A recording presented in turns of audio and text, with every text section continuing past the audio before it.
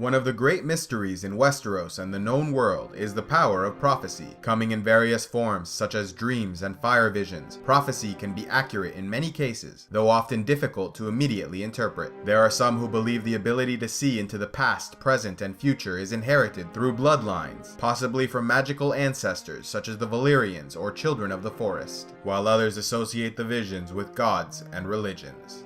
Daenys the Dreamer, the legendary daughter of Lord Daeron Targaryen, was said to possess great powers of prophecy. She wrote down these visions in the book Signs and Portents, of which only 3 pages have survived. Her most famous foretelling saw the doom of Valyria, and trusting in her visions, her father led House Targaryen to the westernmost territory of Dragonstone. 12 years later, the doom would come, destroying the Valyrian peninsula, killing off the Freehold's great dragons and noble families. But thanks to Daenys, House Targaryen would survive. The eldest son of King Maekar I, Prince Daeron Targaryen, called Daeron the Drunken, was said to have prophetic dreams he claimed always came true. He once had a dream about Sir Duncan the Tall, seeing a great dragon falling dead on Sir Duncan, but the knight would survive and walk away. Though he was unsure of its meaning, it made him fear the young knight. This dream foretold the events of the Trial of Seven at the tourney of Ashford, where Sir Duncan the Tall and 6 companions fought Aerion Targaryen and 6 of his men. Though Sir Duncan emerges alive and victorious, one of his allies, a dragon in Prince Baelor Breakspear Targaryen, would collapse dead on Sir Duncan soon after the fight, thereby fulfilling Daeron's prophecy. Daeron also saw the return of dragons to the world.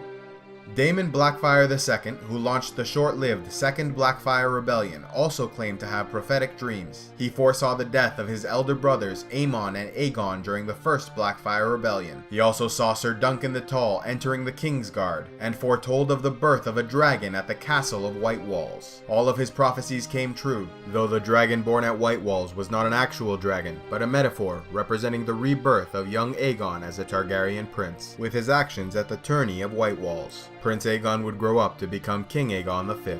After being pushed from a tower in Winterfell, Bran Stark fell into a coma, and guided by a mysterious figure he saw as a 3-eyed crow, began to experience prophetic dreams, also called green dreams. He saw his mother sitting alone in a cabin, looking at a blood-stained knife on a table in front of her, as the rowers pulled at their oars and Sir Roderick leaned across a rail, shaking and heaving. A storm was gathering ahead of them, a vast dark roaring lashed by lightning, but somehow they could not see it. This may refer to Bran's mother, Catelyn Stark's trip to King's Landing, where she investigates the ownership of the blade used in the attempted assassination of Bran. As a result of false information, Tyrion Lannister would be arrested, and war would break out between the Westerlands and the Riverlands, beginning the War of 5 Kings.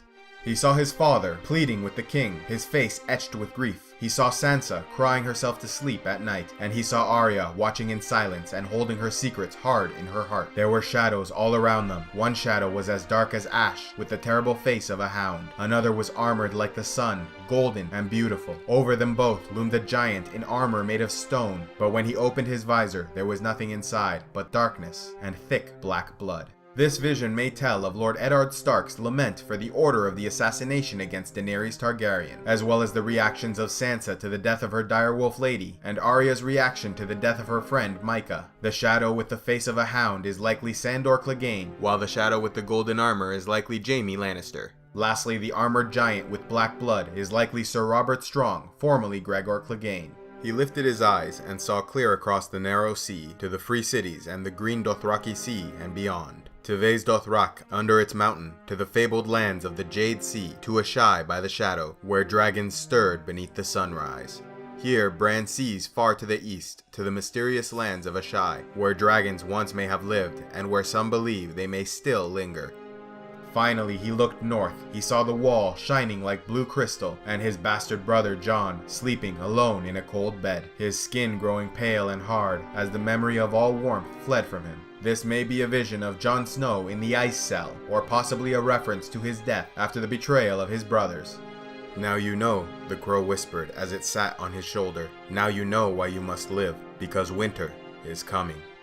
Bran looked down. There was nothing below him now but snow and cold and death, a frozen wasteland where jagged blue-white spires of ice waited to embrace him. They flew up at him like spears. He saw the bones of 1,000 other dreamers impaled upon their points. He was desperately afraid. Both these dreams seem to suggest Bran will have a great role to play in the events unfolding. The White Walkers may even be aware of him, using their ice magics to stop Bran and other dreamers from spying in on them. I dreamed about the crow again last night, the one with 3 eyes. He flew into my bedchamber and told me to come with him, so I did. We went down to the crypts. Father was there. We talked. He was sad. It was something to do about Jon, I think. This may indicate that Bran spoke to the spirit of Eddard Stark, his father, and he may have told Bran the truth about his brother Jon, perhaps revealing his true parentage, though Bran does not remember the specifics. It may also be that he was warning Bran about the dangers awaiting Jon Snow. The smoke and ash clouded his eyes, and in the sky he saw a great winged snake whose roar was a river of flame. He bared his teeth, but then the snake was gone. Behind the cliffs, tall fires were eating up the stars. Many believe this refers to the awakening of a dragon, while others believe it is simply a column of fire, mistaken as a dragon. Some still believe it is a glimpse of the future, of when Jon Snow will be revealed to be a Targaryen.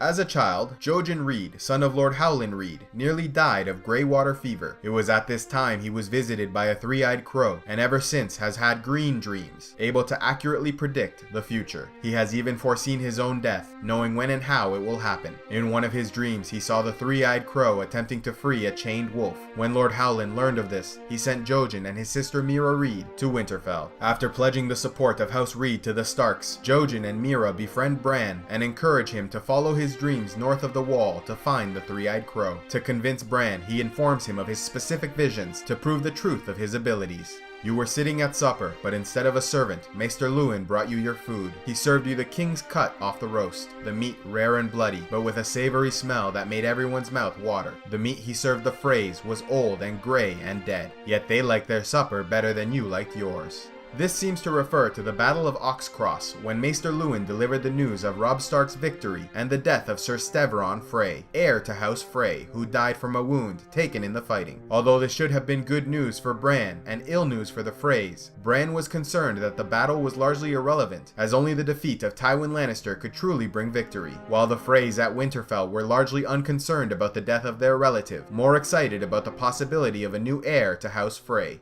I dreamed that the sea was lapping all around Winterfell. I saw black waves crashing against the gates and towers, and then the salt water came, flowing over the walls and filled the castle. Drowned men were floating in the yard. When I first dreamed the dream, back at Greywater, I didn't know their faces, but now I do. That Alebelly is one, the guard who called our names at the feast, your Septon's another, your Smith as well. This seems to foretell of the invasion of Winterfell by Theon Greyjoy and his men, as well as the deaths of Alebelly, Septon Chael, and Mikken the Smith at the hands of the Ironborn. Jojen then tells Bran that he has seen the murdered bodies of Bran and Rickon at the feet of the man Reek. This would later be revealed as the 2 Miller boys, murdered by Ramsay Snow, posing as Reek. Theon would later claim they are the Stark children. After helping lead Bran to the cave of the 3-eyed crow, Jojen becomes eager to return home to Greywater Watch. This leads Meera to believe he has had another dream of his fate when he returns home and wishes to meet it head on, unwilling to wait or try and change it.